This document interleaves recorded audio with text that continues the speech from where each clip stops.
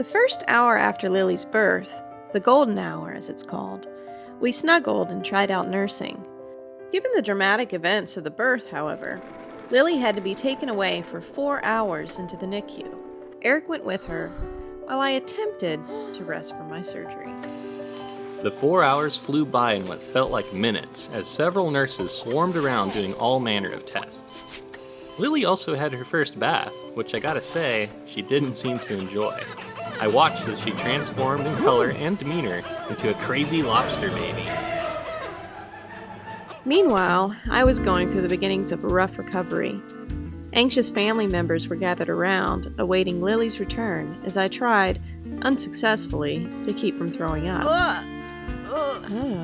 Before we knew it, Lily and I were able to head back down to Alicia. The recovery room they set us up in was super nice. It almost felt like a hotel. Almost. Over the next several hours, we entertained a steady stream of visitors, ready to spoil us in food, flowers, and well wishes. When the dust settled, we both took some much-needed rest. Well, sort of. Lily came into this world with her own sleep schedule, and it didn't necessarily mesh with ours. Because Alicia wasn't allowed to hold Lily unsupervised due to her medication, I took the first night shift and stayed up cuddling and watching samurai films with my daughter.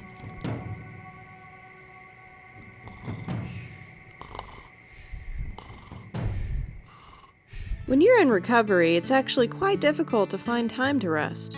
On top of nursing Lily every 2 hours, nurses were coming in the room frequently to check on the two of us. Recovering from a C-section is rough business. I developed something called postpartum puffs, which is a cute name for an incredibly itchy belly.